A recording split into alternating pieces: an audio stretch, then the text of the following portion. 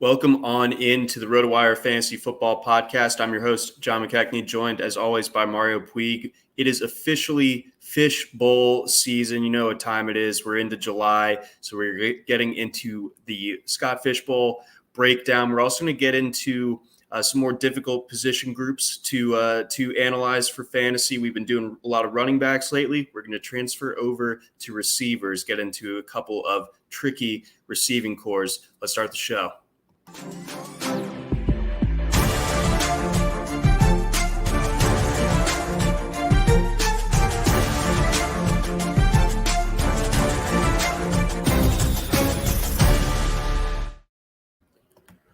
Welcome on in. This is the RotoWire Fantasy Football Podcast brought to you by our friends over at Dynasty Owner and Reality Sports Online. John McKechnie here with Mario Puig. Mario got to participate in, I think it was the first ever Scott Fish Bowl live draft. They're doing a bunch of them all around the country. There were two last weekend in Atlanta and in Chicago. I participated in the Atlanta one, and by virtue of us being in the Eastern time zone, we were first. So that was a lot of fun. It was a cool event. They held it over by the Atlanta Braves Stadium at the Battery, which is the area that they call it. Brian Jordan, former Atlanta Falcon and Atlanta Brave, was in attendance, kind of just hanging out with us. And Mark Owens, the Atlanta Braves stadium announcer, I believe, was also hanging out with us. And it was a good time. Nice. Yeah, it looked like you were having fun. I don't remember what was this on the 4th? This was on Saturday, so the second. Okay. Man, you've had quite a few, quite an eventful stretch of time right there. I've just been kind of like taking shelter constantly for severe thunderstorms, I think, the whole time. Yes, I still follow every week. Need to have this happening, but yeah, that's all that I do. I still follow the just like all the random news sources from the state of Wisconsin. Yeah, exactly. So I'm very tuned. Like Madison local idiot stories. I'm like, well, why is John following that still? I still got an axe to grind with the intersection at Park and Regent Street. Yeah. So, but yeah. So for those who are uninitiated with the Fish Bowl, it's a bit different. So we're going to break down my team and just a couple other stray observations from the draft. We just did the first 10 rounds. The rest of the draft will take place via a slow draft right when everyone else starts. I think that's July 17th, something like that.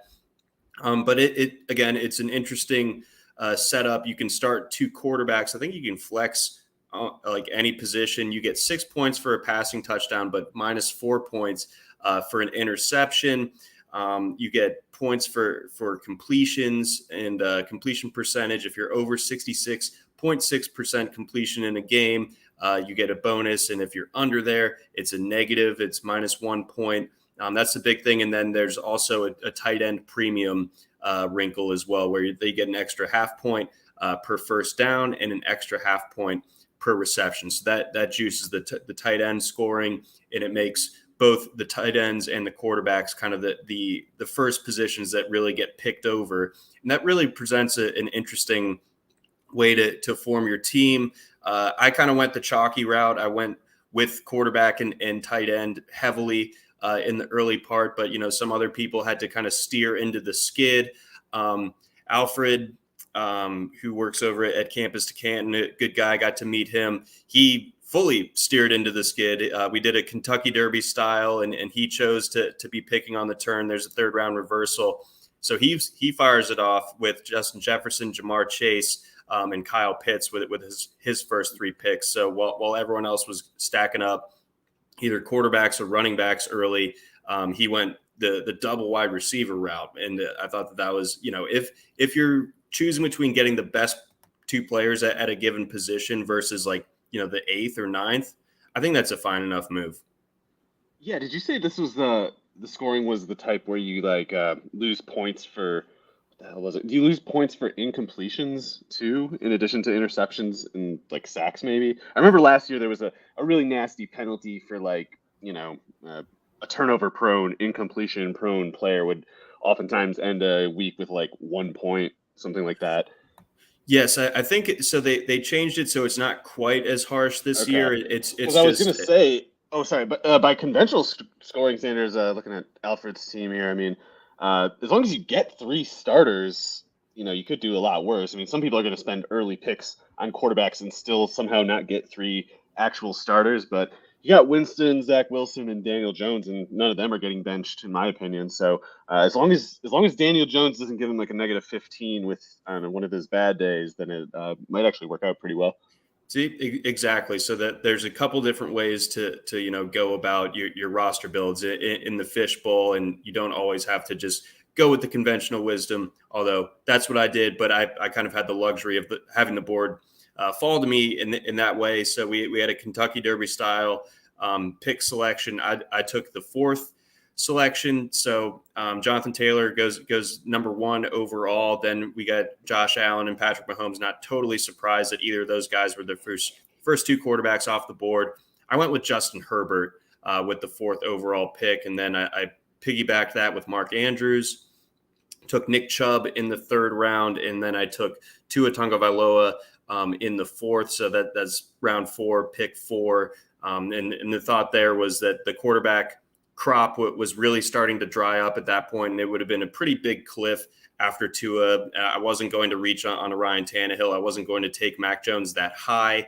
I wouldn't have minded him in the fifth round necessarily, but Tua, we've been over Tua a ton this offseason. I don't think either of us are the biggest believers in his, but I think that in this particular format where you need to have a couple of quarterbacks that are ready to roll, and you also just have the team context around him that should be favorable. So maybe it just is enough between Tyreek Hill, Jalen Waddle to just kind of lift up Tua's production for fantasy purposes at the very least. So what are your thoughts on those first four picks? Yeah, I don't think Tua is going to hurt you or anything. I do wonder. I mean, maybe I'm missing something with the scoring, but I noticed like Justin Fields went almost 2 rounds later. A guy like, I don't know. Maybe I'm just too high on Jameis Winston, but I think he's got a pretty nice setup actually this year, assuming his ACL doesn't take him. Maybe that's specifically what I'm wrong about with him. But Tua, I don't think will hurt you, and I guess it's also nice that not to skip ahead too far, but in the next round you got Jalen Waddle. So if Tua turns out to be good this year, it's pretty likely that Waddle turned out to be pretty good too. And I wonder though if maybe you actually gain something in this kind of format. If there's points per completion, Tua might be really good this year actually. Because if I have a concern with him, it'd mostly be like I don't know if he's going to put up the touchdowns. I'm not so worried about him like completing less than 66% of his passes or turning the ball over rapidly. I think you might actually get a lot of kind of just like empty calorie completions. Quick screens to Waddle and Hill that are only 7 yards at a time, but keep the offense on the field just enough for him to, throw a lot of passes, even if they don't go for a lot of points in the real field. So I like your setup. I guess the more I think about it with that part specifically, and the rest of it, it's yeah, I love it. I mean, the more I think about Justin Herbert this year, the more I'm convincing myself he's, I think, got a really good shot at finishing as the top quarterback, and in part because I think Allen might regress a little tiny bit in a couple ways, especially as a runner. I think Herbert might do better as a runner in the future. He can definitely do damage as a runner that he hasn't shown yet. Maybe he opens up that part of his game a little bit, and the other part is like if they sign Will Fuller, I mean, not even just him. It's so ridiculous how much a little speed would improve that offense of theirs. But if they just get it, it's just he could go just completely nuts if they add someone like Will Fuller, even Tyron Johnson. Obviously, that's not what they're going to do. They're obsessed with whatever option route things that they use on the outside with Guyton, and it's like, and even Tyron Johnson would just take the top off of the defense, even if the defense knew he was only running post and fly routes. So I don't need the Will Fuller signing to happen, but if it does, I'm going to get way too high on Herbert.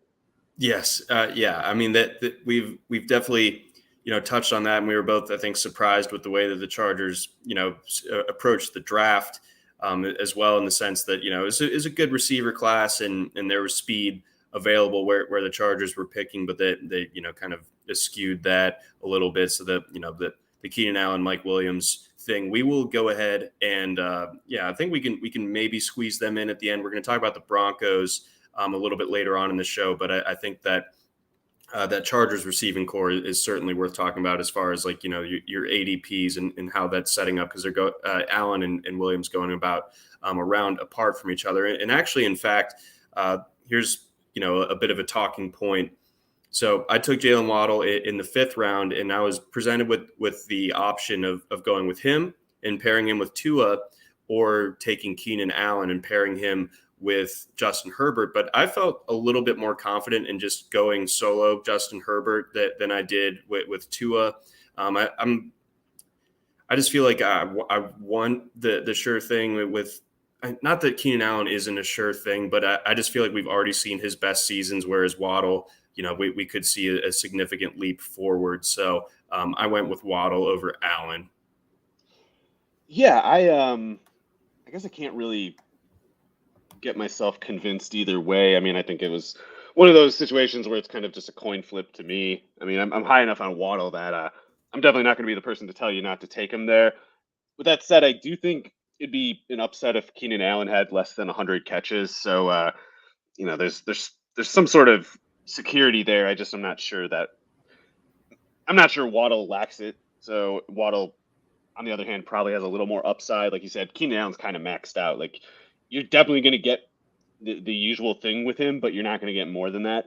Whereas with Waddle, especially if Tyreek Hill gets hurt, something might change with his stock in the sense of upside. Whereas if Mike Williams misses time, doesn't change anything for Keenan Allen. He's just going to get you the same. The floor is his ceiling.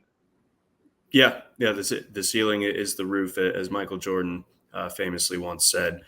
So beyond that, obviously at that point, I was set up pretty well as far as those early 5 picks are concerned. It's hard to like really screw that up in my opinion, barring the injuries, but that'll come later. I took Elijah Mitchell in the 6th after we took a small break, and I had a little bit of buyer's remorse at first, because I was worried about, what I would be able to get receiver wise. And my instant, buyer's remorse came from Terry McLaurin going a couple of picks after Elijah Mitchell. I felt like I kind of forced my hand there. Maybe I didn't have to go running back there, but being able to circle back, get Amon-Ra St. Brown, who is valuable in this format, Elijah Moore, who I'm high on, and Chris Olave. I felt like I ended up getting a receiving core that I'm very, very confident in. Yeah, so I guess this might not shock anyone, but I'm inclined to think your team looks really good. I would have made a lot of these same picks, quite plausibly Mitchell among them. I mean, I don't have a strong feeling about who to put first or third among him, Antonio Gibson, Josh Jacobs, even someone like Dobbins, I guess. Like, I don't have a strong feeling. But just the same too, like, I don't have a strong feeling about putting someone like Cam Akers or even like Leonard Fournette ahead of Earl Mitchell, and those guys went 2-3 rounds ahead of Earl Mitchell. So it's kind of just a weird running back market right now, in my opinion. And I think you got a good enough player that you don't need to fuss too much over things that I think are just things you can't control, really. Taking a bad player there would have set you back, but Mitchell, in my opinion, is pretty clearly locked in as like a 20 carry candidate every week for this team. And as much as the LSU back, people like to pretend, some people like to pretend, who is, him being a late third round pick, compensatory third round pick, is going to put him ahead of Earl Mitchell on the basis of Mitchell being a 6th rounder. That's nonsense. I mean, first of all, Elijah Mitchell should have gone. Elijah Mitchell should have gone in the 3rd round anyway. And if you redid last year's draft, he would go in the 3rd round. He'd go ahead of Trey Sermon. He'd go ahead of a lot of running backs who never should have gone ahead of him. So it's kind of just a total dead end, non-starter line of criticism to me. And as much as I criticize other things that he's done, Kyle Shanahan, I think, is pretty much infallible as a play caller. So Lance is out there, Mitchell is out there. I'm a little concerned about the offensive line, I guess, especially after that center retired. But I think Trey Lance is going to be pretty sick, and I think Elijah Mitchell is going to be, the second component of it's not the second in line to Lance, but kind of like just in the backfield. It's going to be really tough to defend those two if you're a defense trying to key on them both, and then also with what Kittle does in the middle off the line. it's just going to be really tough to stop those guys. And the other thing that people don't notice about Mitchell a lot of the time is he didn't have any big plays last year. He didn't have any 40-yard carries. That will happen with him. He has 40-yard carry speed, so that's going to hit next year. I see room for growth. I don't see reason to think decline with him. Yeah, I think this run game could absolutely be stronger. What you kind of laid out there reminds it as very similar ingredients to the 2019 Ravens in a sense, where Mitchell would be the Mark Ingram in this particular scenario. Oh yeah, I mean I see more usage honestly. Like I think the 49ers were downright dependent on Mitchell last year. Like some of the people who are criticizing him act as if he was taking the same like 10, 12 carry per game workload that Matt Breida did. No, he was getting 20 carries, even with a bad knee. They were putting 20 carries on him, and they had no reason to show such favoritism toward him. Like he was a 6th-round pick. They took a 3rd-round pick running back the same draft. They would have had every incentive, I should say, to try to see it slanted, but instead they found themselves unable to put Mitchell on the bench. So I think he's a fixture there. I think he's going to pretty much kick ass this year.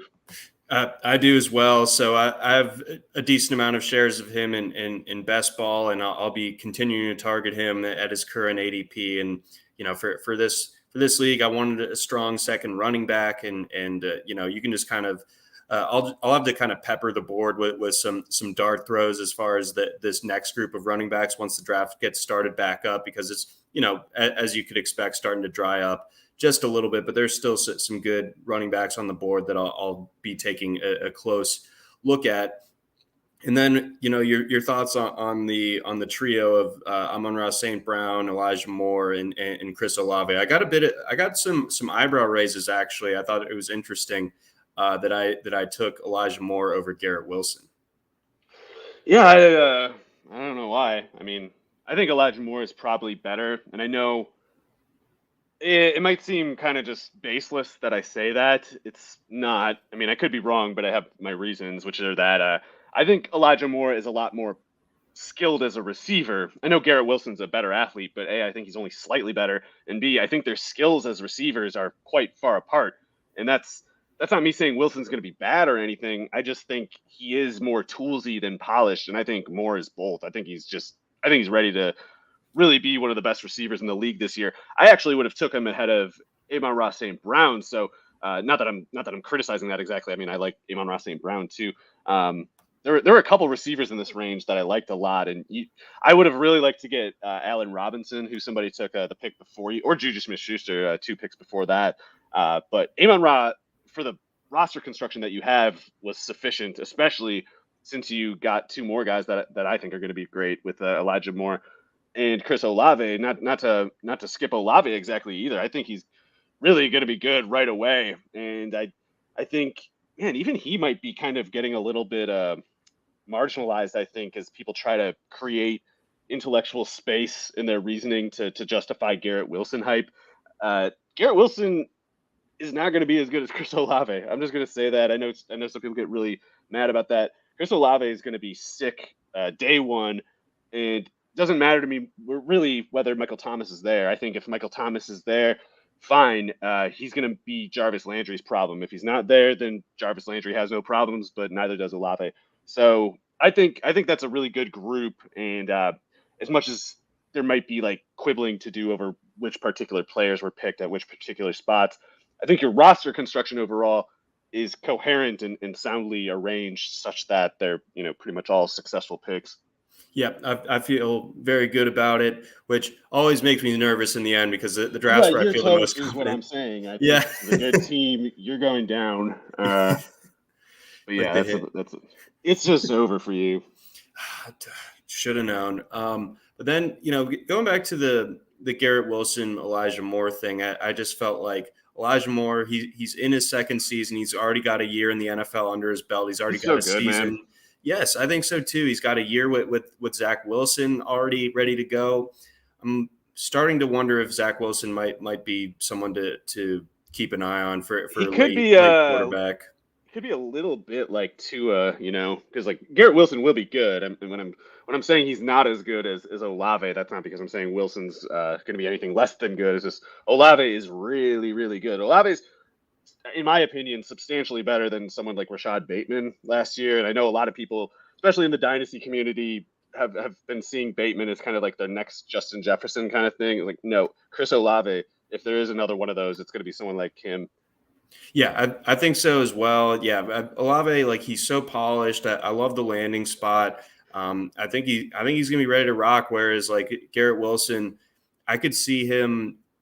I think he's feel more like Ayuk, a more talented Ayuk, but still more Ayuk than like a very innately polished receiver. Like he's just not innately polished. He's just kind of like a ball of energy and explosiveness. And he can run, he can catch, he can get open, run away from people with the ball, but he doesn't have that Jedi stuff going on, not yet anyway, like Olave does. But yeah, not to reverse right over the Zach Wilson point you were actually leading with. But if Corey Davis stays healthy, not that would be great for Moore or Wilson really.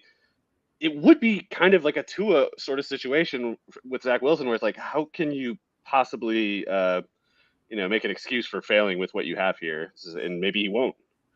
See, exactly. So it's potentially a pretty good group that the Jets have formed there. And then I guess my last like potential criticism on Garrett Wilson or a potential kind of landmine as far as him hitting the ground running is like I don't feel like he has like a ton of play strength, and I don't think he's great coming off the line. So I could see him just kind of having trouble getting into his routes a little bit. I guess it's a little bit granular and technical, but I think it's something to monitor, as we're looking at storylines coming out of training camp. If he's having trouble, getting away and getting into his routes, that could kind of slow down, the trust that he's supposed to be building with Zach Wilson. I don't know if you saw this, remember this, but I guess it's something like, maybe it's already been like a month or something, but maybe 2-3 weeks, 4 weeks ago, something. There was OTA footage of Garrett Wilson running what was ostensibly like a release and route. And he was doing a bunch of like Dante Hall stuff at the line of scrimmage, Braxton Miller at the Senior Bowl kind of stuff, where people post a clip like, look how many cool jukes he's doing. Oh, that's so many jukes. What a great route. And it's like, man, he took like 5 seconds to run a 5-yard route. The quarterback died already. There's no pass. My favorite example of that was a Broncos writer a couple of years ago was like, ooh, Deshaun Hamilton, so crispy. Oh, that's even better. Yeah, I remember that one. And oh my God.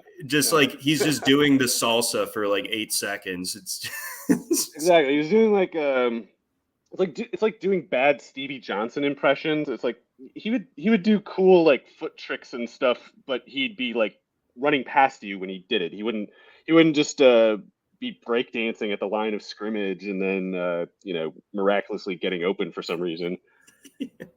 So yeah, be wary of the beat writer film breakdowns that they often miss the mark pretty significantly. So we should at some point do like a what to pay attention to and what not to in training camp segment. So it could be completely ignored and just steamrolled in the SEO by some person who left banking 6 months ago and got into football because they heard you could get an analytics job there if you say to cut the labor costs. Yep. No, yep. You have it nailed as per usual. And then last pick before we move on over, I got our guy Albert O. Absolutely. Yeah. I don't know what to really say about Albert Okwuegbunam anymore. I mean, it's such a simple case, I feel like, and yet it doesn't seem to get through that reliably.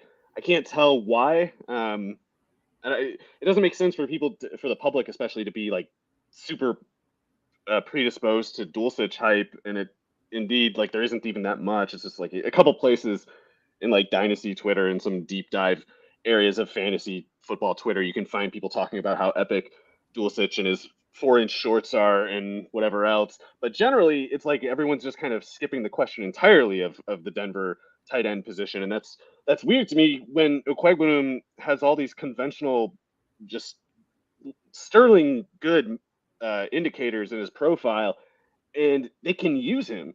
Like, he would be a great fit with Russell Wilson as a downfield target, because part of the problem with Russell Wilson, at least lately, has been that he doesn't really throw well to the middle of the field, and this is kind of a common problem with short quarterbacks. It's like, well, yeah, they're not going to be able to see, let alone safely throw the ball through the midst of these 6'6" defensive tackles and whatever else in the middle of the field. So sometimes you just got to give up certain areas of the field and focus on what you can actually throw through. And part of a way to get around that is Okwuegbunam is 6'5", pushing 260, so it's a little easier to see someone like that, even if you're short.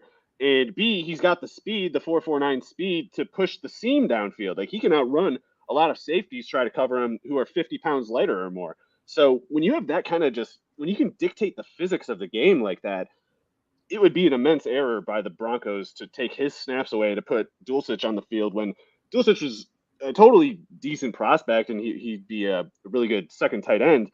But Okwuegbunam should be one of the best suited to what they're looking at right now. Like he should be, other than KJ Hamler, he should be the closest thing they have to those Tyler Lockett post routes 40 yards downfield.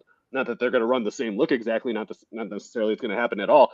But if that's the route, if they're calling that route, Okwuegbunam runs it better than anyone other than Hamler. He runs it better than Sutton and Judy especially. So, he's faster than Sutton. I don't know if people realize that. He's like 40 pounds heavier than Sutton and faster than him. So, I don't know, off the play action, Russell Wilson with the deep ball to Lockett, I think that makes perfect fit with Okwuegbunam. I love it. All right, so now I feel even better about it. I already felt good about it. Now feeling better. I mean, I would take him in a vacuum this year over Dawson Knox and Cole Kmet. Absolutely. Both those guys went over. Zach Ertz went ahead of him too. So Dawson Knox is like the supreme, other than Dalton Schultz outside of PPR, the absolute sucker pick at tight end is Dawson Knox. Yep, it's. I mean, you can just see the regression coming. He was catching a touchdown. It's like a more obvious version of the Tunyon thing. Like how Tunyon had like 15 touchdowns and 19 catches or whatever. It's like the exact same thing. Yep, exactly. So hopefully Knox is able to stay healthy so we can properly scold the people who fell for it. Yeah, sorry, not that Tunyon could have. We'll see the version this year of the proof of that. Like he's gonna get 7 touchdowns instead of 10 or whatever it was. Yep. Tunyon, I mean, yeah. We'll always have that 2020 Tunyon though. That was fun. I enjoyed it. It was pretty sick. Yeah. So we're going to stick with Denver, but before then, we got a couple of messages here. Got a message from our friends over at Blue Wire. Also got a message from our friends over at Dynasty Owner. Do you love fantasy sports? Are you ready for a new challenge this year? Dynasty Owner is the new way to play fantasy football with real NFL salaries, adding the strategy of running an actual franchise. Dynasty Owner provides a unique and challenging experience that will test your skills as an owner and general manager. You'll have complete control over your team's future. You can build through the draft, make trades, sign free agents, and manage your team's salary cap. Can you create a dynasty of champions? Sign up now at dynastyowner.com and start building your dynasty today. We also got a message from our friends over at Reality Sports Online. By now, most of you have probably heard of Reality Sports Online, the powerful fantasy sports platform where owners get to build and manage their fantasy team like an NFL general manager. But the question is, have you tried it? It's time to go see what all the buzz in the dynasty community is about. Free agency, multi-year contracts, a rookie draft, multi-team trades, franchise tags, contract extensions, first-round rookie options, automated contract and salary cap functionality, and much, much more. Think it sounds complicated? It's not. The best thing about Reality Sports Online Fantasy Front Office is that it doesn't take any more time than a standard league. It just requires more strategy. Think you're among the fantasy elite? Well, this is the platform to test your mettle. Still not sure? You can test out your general manager skills for free in a mock free agency auction. If you like what you see, use the promo code RotoWire to receive a 10% discount on your team or league today. Fantasy just got real at realitysportsonline.com. Again, that promo code is RotoWire. Get yourself that 10% off.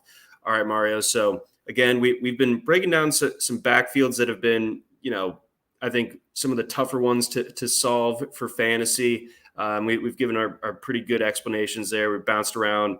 What we do, like Miami, Philly, Buffalo, New England. Somebody else probably. Arizona, Seattle. So we ran a pretty good gamut, I think, as far as like those backfields that people are just maybe not looking closely enough to, or the consensus kind of has the wrong opinion on. And I wanted to kind of flip that over and apply it to receivers. And I think the one that comes to the top of mind, again, we were just talking about Denver, is the Cortland Sutton, Jerry Judy conundrum, where Cortland Sutton is settling in as a late fourth round selection right now, and Jerry Judy a mid to late ish fifth round type of option. So not a ton of separation between the two. Almost comes down to, basically an ADP toss up, not quite all the way there, but it's close. And, I think everyone is going to have a flavor that they prefer as far as the receivers in Denver. And obviously it's a much more interesting offense now that they have Russell Wilson. So, what do you make of it? Because Judy has a pretty incomplete sample from last year. Sutton now a year further removed from the knee injury. He was used, way downfield this past year. Is that going to continue? Is Jerry Judy going to kind of bounce back? He had some things last year, even in that limited sample, that, I think we were pretty right on going into the season. People were really fixated on his drop problems from his rookie year and his catch rate. Both of those kind of returned to, a league average normal. So that stopped being a problem, but Judy obviously couldn't stay healthy. And he had a little bit of a groin issue during OTAs as well. So you could almost worry more about his durability than someone like Sutton, who has a torn ACL on his resume. Yeah, it is a tough one to think through for me, and I don't have any shares of either of these guys to this point for that, I guess for that reason probably. And it's a little irritating because I'm high on both of them as talent, and it's a situation where it's really easy to imagine either of them doing well, and it's I guess maybe a little, I don't know who you would say it's easier to imagine failing, because I don't think Judy's exactly the classic prototype for a quarterback like Wilson, the kind of game that he has, but I also think Judy's talented enough that it doesn't matter. Like, I think, they'll figure it out. It won't be a problem, actually. And yet, of course, there's only so much that can go around. And you even got a guy like Tim Patrick, who's getting paid a lot. Like, they can't cut him. I think they'll cut him after this year. But this year, he's not going anywhere. And they're paying him a lot of money to be playing, if they're going to pinch him, especially to make room for Hamler, then it's like he's going to be playing 500 snaps or something and getting paid like $15 million or something. So that doesn't seem quite likely. But I guess we'll see. Something has to give there. And I just don't want to, I can't say that it's Sutton or Judy. It would have to be kind of like you were talking about at the end with Judy there. It'll almost have to be a durability issue explaining, whatever result we get here if one falls behind the other. So, with that in mind, I think that Tim Patrick is that person that I think a lot of fantasy managers are just kind of like, can he just not be the headache that I'm pretty sure he's going to be? He goes like almost 100 picks behind these guys. It's tough because I kind of agree with that, but I can easily see why that would be foolish. Like he's not a bad player, right? That's the thing. He's totally decent. The thing is, I think he is limited to a certain point. Like, he's the kind of guy who just, you don't want to bank on more than one target per like 12 snaps with him. Like, I think if you're giving him more targets than that, the offense risks overexposure with him. And the other thing is, like, Hamler is, we have reason to believe, quite talented. And I just think, Patrick is decent, but he's limited, and there's an upside potential with Hamler that Patrick just can't match. So I can see it being, especially in the second half of the year, something where like Patrick is more playing something like 25 snaps per game and mostly in the red zone, mostly on like rundowns. Because I just don't see how they can really bank on I don't see how they can actually convince themselves that Hamler will be the worst player, the less threatening target, especially by like October or something. And just the same, while I was just saying that Jerry Judy should make it work somehow with Wilson, even if he's not, the traditional Wilson receiver, it is only Hamler who can run those Tyler Lockett downfield routes. Like, Judy just doesn't really have the speed to do it. He's probably about, I don't know, he's just so skinny, and Lockett is small, of course, but he's also, he's like kind of a dense little bullet, and he's faster than Judy. So it makes sense that he can get downfield the way that he does. But Judy's more like a 4.43, 4.45 guy. he's lanky. It's easier to grab him, especially if he's running in a straight line. It's not easy to grab him when he's breaking in routes and running in different directions. But if he's got to race the defense, I don't think Judy is that kind of fast, whereas Hamler definitely is. And then regular viewer Johannes brings up a good point. Wilson, very efficient quarterback. Notes back in 2020 when they officially let Russ cook. What a glorious 8 weeks that was to start the season. And then he basically became unstartable by the time that the fantasy playoffs came around. And then, last year, I don't know, it was just kind of a mess overall. But, does that, how does that inform kind of your thoughts on how this Denver offense functions? Because they obviously also have one of the best backfields in the league. And I think it'd be foolish for them to kind of eschew that or to remove that to a certain percentage when you have guys like Javonte Williams and a still productive Melvin Gordon there. So does this become like a high efficiency, low volume type of passing attack? It's tough to know, in my opinion. I mean, I think the bigger Russell Wilson fans would tell you, oh, all the inconsistencies that they suffered, the constant pressure that Wilson seemed to deal with for 8 years in a row or whatever it was. They'll tell you, well, that's just all in the Seahawks, and like Wilson transcended that, but couldn't do anything about it in the end. And if they're right, then it is going to be just a total bonanza in Denver with targets like these. If Wilson is the player they think he is, then he's just going to go completely nuts. But I don't think he's quite that good. I think he's very good, but to me, those plays where he's holding onto the ball forever, he's just getting hit a lot, running around from pressure a lot. I think he's holding onto the ball there, not because no one was open necessarily, but rather again, like we were talking about before, there are certain middle of the field areas that he struggles. And I think he's waiting for that kill shot downfield, usually that play to Lockett that's so automatic when it's there, and into Metcalf too in recent years. That was so automatic when it was there. The reason it seemed automatic was because he was only taking that shot when he knew he had it. And a lot of people saw that as like, oh, they were holding him back with low pass attempt volume by not giving him more shots. Like, he's the one not taking the shot. So when he's going cold for stretches, that's the defense doing the job right. It's not Wilson being left out to dry by Pete Carroll or the offensive line. I don't have any real concerns about him struggling exactly in Denver. And I mean, he does have a little bit of a spread history. I guess it didn't go that well, but he played in kind of like a spread offense at North Carolina State before he went to Wisconsin to their I formation system that they more or less mirrored with the Seahawks for so long.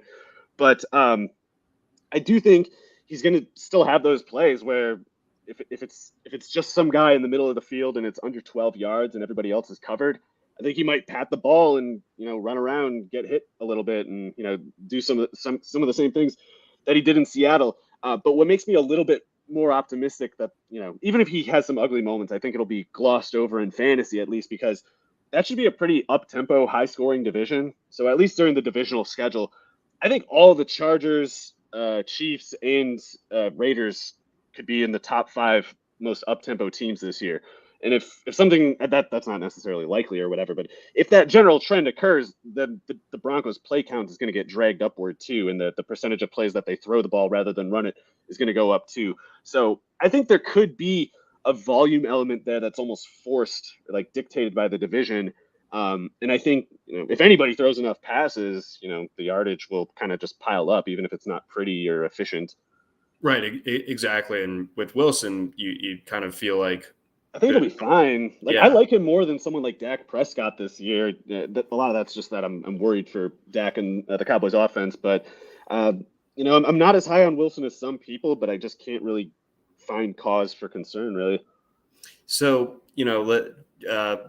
landing the plane here, what do you like both Sutton? Obviously, we mentioned that we don't have exposure to either just yet, but do you think that their current ADPs make sense? Do you think there's one case where it's like, okay, no, just take this one and fade the other? How do you end up approaching this for your drafts? Yeah, I don't want to say it doesn't make sense, but I don't have any picks of either Judy or maybe I have one of Sutton. I can't remember. If I did, it was kind of like I was in one of those situations where I felt three-prong thing. I needed a receiver. I already picked someone else probably too many times and needed to diversify. And like even then, I was still kind of coin flipping in my head, like him or Judy. I don't know. But if I did take one, it would be Sutton because I can't see how he fails if not for injury. With Judy, at least I can kind of see like if he's not getting in on the deep game at all. If Okwebunam and Hamler are taking stabs at that, I just think it's Judy who gets pinched first because I can't see him threatening downfield on the sideline the way Sutton can. So I guess I'm skipping Judy if I have to cut out one of them, but I don't know if I'm going to get much of either. Yeah, and for the record, looking at Jerry Judy's player page over on RotoWire.com, very useful information there. Pretty much all of his routes came out of all of his snaps came out of the slot last year. Yeah, so I think I'd prefer like Allen Robinson, something like that. So, talk to me about him a little bit for this year because I feel like the time in Chicago, outside of what their playoff season in 2018, gosh, it's been that long. He's been a little bit incognito in a way. I feel like just by virtue of the rest of the Chicago offense really being bad, that I've almost forgotten about Allen Robinson. So, how do you think he works in this Rams offense? It's not without risk. Both Robinson could be more toast than I think it's possible. Obviously, I don't think that, but it was rough last year. It didn't go well at any point. I can't rule it out, but I think things were dysfunctional enough on that team and that offense, and I think especially in the second half of the year when he came back from COVID and he said he lost like 15 pounds in a week or whatever it was, or 10 days or something like that. It's a total contaminated sample. I don't care what happened at that point, and I barely care about what happened in the earlier part. It was a small sample too. It's like if he had 2 good games, as brutal as those first 7 or whatever were, if he had like 2 good games, it would be a totally different looking sample just because of how small it was. As far as how he fits with the Rams, sorry, not just with him as their risk. As far as how he fits with the Rams, like Stafford's had some injury problems too, and if Stafford's out, then kaput, the whole offense is dead. Not that Kupp wouldn't be useful, but Robinson might struggle to be useful in that scenario. But if Stafford is out there, I do think Robinson is a better fit for Stafford than Robert Woods was. And Woods was, of course, a very good player for them, excellent player for them. But I think Woods suits a horizontal offense rather than a vertical one. And Stafford is all vertical. Like he's just a vertical quarterback, no doubt. And that element is what part of what opened up so much for Kupp last year relative to past years. Now, as Robinson slots in to basically Woods' level of prominence, I think you're going to see different kinds of routes. Like you're not going to see quite as many drag routes. You're not going to see, the handoffs. Granted, you're not going to see those shovel passes quite so much. But what you will see is more sideline plays downfield, and particularly with defenses focusing on Kupp, and also when you factor in McVay's ability to kind of dictate personnel with his play calling and his personnel tendencies, you're going to get situations where Robinson's one-on-one with guys on the boundary, and they're going to have all these option routes that they can run in these situations to get around any zone conceivable. And if Robinson is even like 85% of what he was even 2 years ago, he'll just murder in that role, I think. And maybe he's busted, maybe he gets hurt because he's always had a bit of an injury tendency, I guess, or bad luck at least. And Stafford has been, I feel like, playing hurt almost like most of the past few years, and at some points it really was affecting him on the field. So I'm not without anxiety there, but it's just it's a lot. What is out of the question for me with Robinson is I don't see his share getting encroached upon by anybody else. It's out of the question.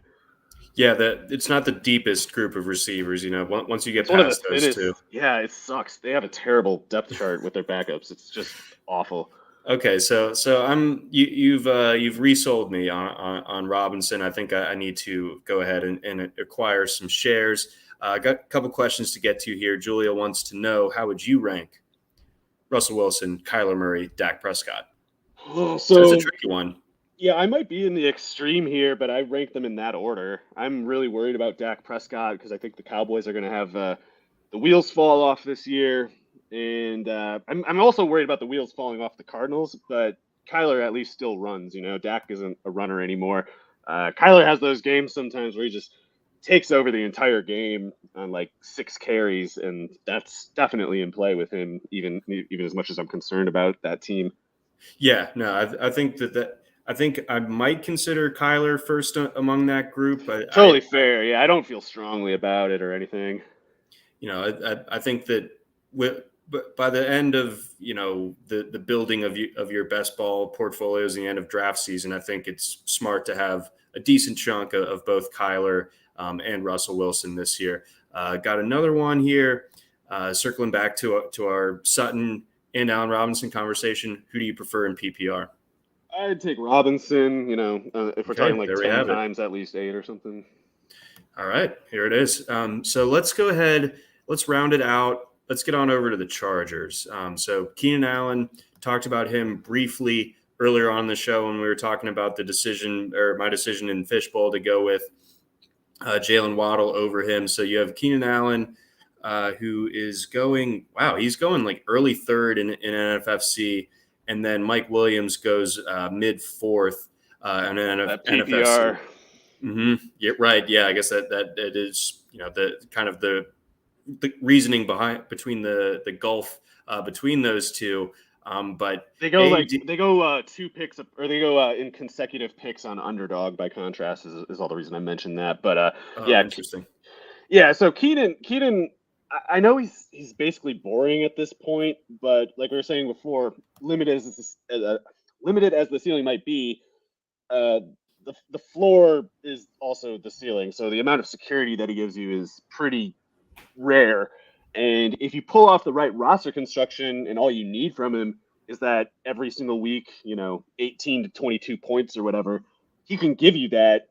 And, as long as you don't need the 30 plus, he cannot hurt you. And on the other side of that, he can give you a lot of security that most players can't. I do find it kind of tough to, like, I don't jump at the price at this point. Like, it's as much as the ceiling is limited, you don't get any discount with him at any venue really. So it's hard for me to take on big volume of Keenan Allen, but particularly when you got a Herbert team, or if it's just you have a bunch of teams and haven't picked Keenan Allen in a while, why the hell not? Go take him. But yeah, it's just hard to see anything changing for the better with him, because his whole function in that offense is he just lands all these jabs against the defense, and that's his role. His burden is to do that every play, pretty much, knowing that the defense knows it's going to him, and he's got to just kind of stay at his feet and kind of keep grinding out yardage. But he's never going to get the missed tackle or the the botched coverage downfield to slip past the defense. Like, they're just always going to be on him, and Eckler. Those two are just going to always have the defense on him. Even with Mike Williams emerging, I don't think this is up for any sort of change. Like, Keenan Allen's usage last year was sky high, even with Williams taking a step forward. The kind of tension that there is between his depth of target and the air yardage per snap is really uncommon. Like, Keenan Allen's depth of target was at 8.5 yards, which is 27th percentile among receivers, but his air yardage was 72nd percentile among receivers. And when you have that kind of disconnect between the depth of the target and the air yardage per target, it speaks to the fact that he's just constantly drawing targets, because otherwise they'd be more like in the same percentile. So he's still that guy, and I do worry a little bit about decline at some point with him. Like, he's never fast, and as much as it's tempting to think like, well, he was always slow, who cares if he slows down? That's not really how it works. If you start out slow and you get slower, it will get bad. However, I just didn't see any signs of that last year, and I guess I worried more about that, and I guess like next year or the year after than this year. Okay, so still viable as an early round selection, and then feel like we've both kind of gone back and forth on Mike Williams at various points. I think he's an interesting player. I thought last year he was obviously really good downfield player. I think that he's the best.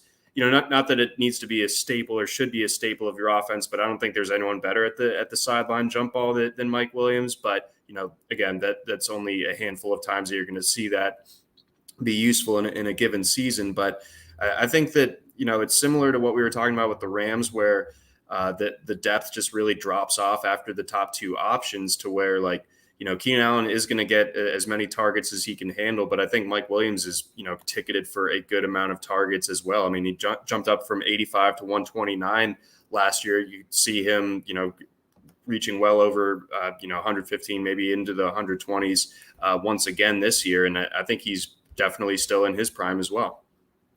Yeah, Williams took a step forward for sure last year, and I think it might have been as simple as his usage was the way they used him in his route tree was more appropriate. Like earlier, I don't know why they even bothered with this under Anthony Lynn, but earlier they were trying to kind of make him always be downfield, and he just doesn't really have the speed for that. He's got the speed to beat you deep off the play action or something like that, or when you're going against a slow corner or something like that.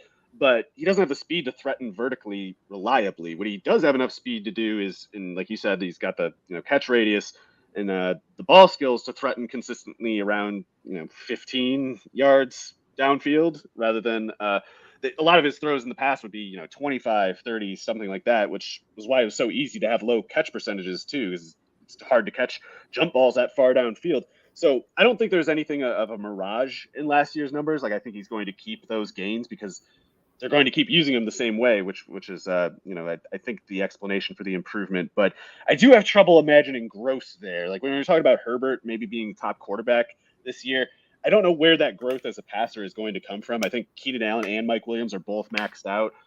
As fantasy picks, I'm not going to take huge volume of either. I'm going to try to take some measured exposure because I don't think they can give you a whole lot of profit. I think it's one of those cases like if all you need is last year's numbers, then they'll give you that, but you're paying last year's price too. The price based on that. Like you're not getting them at a low price point. You're not going to sell them any higher later. So they're only going to give you like an even return, and if you need more than that, they might, not that they'll be the reason you failed or whatever, but they won't be part of the answer necessarily.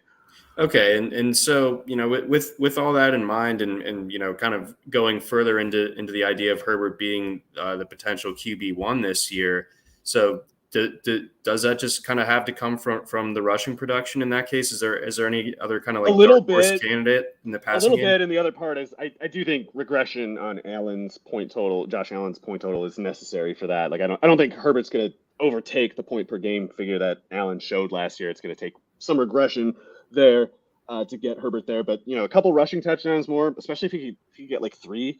I mean, hell, didn't he have like 3 rushing touchdowns against Wisconsin in a bowl game alone? In the Rose Bowl. He's a really great athlete, actually, and I know it's not good to expose him to hits. They don't have to, but he's the kind of guy who should be able to just run away from tacklers every once in a while. Like he doesn't need to just get like eaten up between it. This isn't the belldozer formation, just let him run off tackle. He'll probably break the corner occasionally and just run for 20 yards and get out of bounds. Stuff like that, I think they could look into.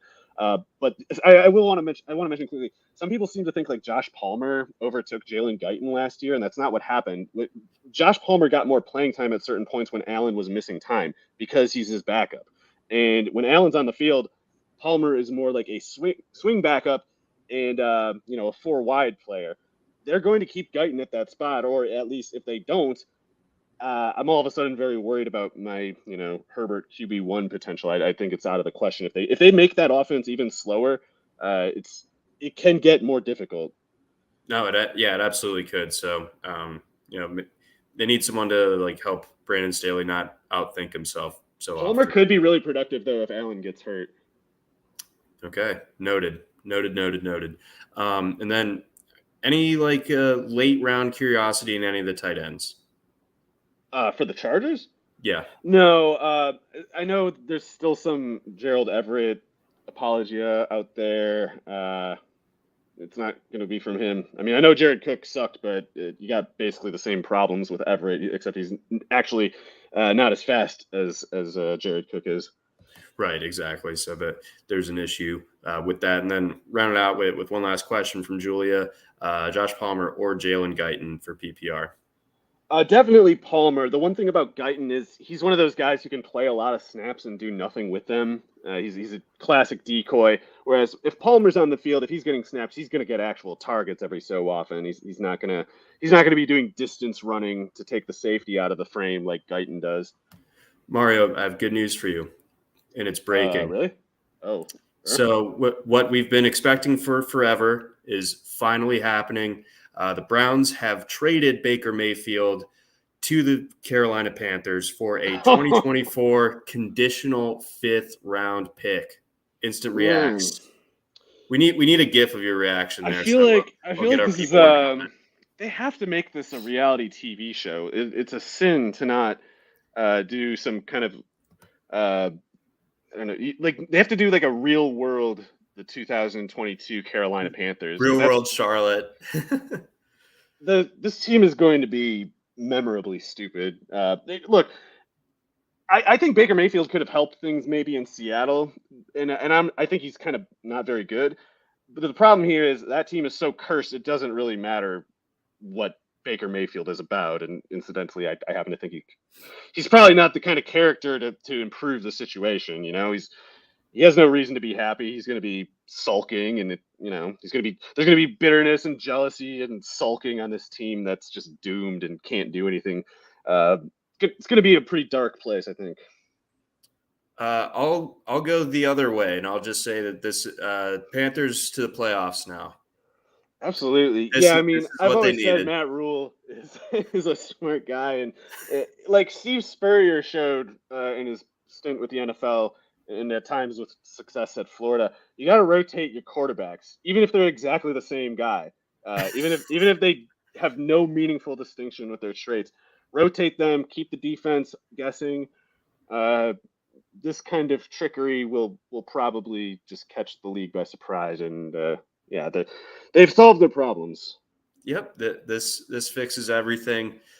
Man, the 2018 draft class, just fascinating. You get Baker, you get Sam Darnold, you get Josh Rosen. Man, it's bleak, and it's this something strange and like literally dramatic about Baker Mayfield ending up in Darnold ending up in this same like pit of hell. Yeah, just being cast-offs. Yeah, it's like a fever dream scenario or something. It is funny how like this was how open of a secret like it was going to be that the Browns were going to basically have to move Mayfield, or there was going to be no way that Mayfield was going to play for them, and then the only two possible trade candidates were Seattle and Carolina. So it just felt imagine how uninterested Seattle actually was that they let this go for a 5th rounder. Maybe we should wait to see what the money details are. Like maybe that's where the significance of all this lies. Like it would be really funny if the Panthers ate a ton of money to make this trade. Like if they ate a bunch of the cap penalty that the Browns would otherwise have to take to make this trade on such a mammoth contract. Okay, I do have some details there from Mike Garafolo of the NFL Network. The Browns will pay Baker Mayfield $10.5 million this season, which means they trimmed over $8 million in cash and salary cap space. The Panthers will pay Mayfield about $5 million. Mayfield agreed to trim about $3.5 million off of his base salary to help grease the skids of this trade. Wow. Yeah. Okay. So. We know Seattle either did not want to give up a 5th rounder and was not willing to eat $8 million to make this happen. So not that this is pertinent to what we were going with, the subjects before, but it is going to be the Geno Smith show in Seattle. All right, we got a special episode on that coming later this summer, so stay tuned for that. But always fun to have a little bit of breaking news on the show, and we were really about to land it after the Jalen Guyton and Jared Cook discussion. It was like, all right, we're probably good here, but you're gonna see a lot of stuff too, really quick. You're gonna see some stuff like, oh, DJ Moore is wheels up now. Like, I love DJ Moore. It is not wheels up. He's sitting on the tarmac for at least another year. I think is pretty much how I characterize that. Yeah, stormy there. Stormy in this out airport there, analogy. Yeah. So that's going to wrap it up for us here on the RotoWire Fantasy Football Podcast. Again, brought to you by our friends over at Dynasty Owner and Reality Sports Online. For Mario Puig, I'm John McKechnie. Thanks for listening. Try RotoWire today, free for 10 days. Get our premium tools, rankings, analysis, and breaking news alerts. No credit card required. Go to rotowire.com/try.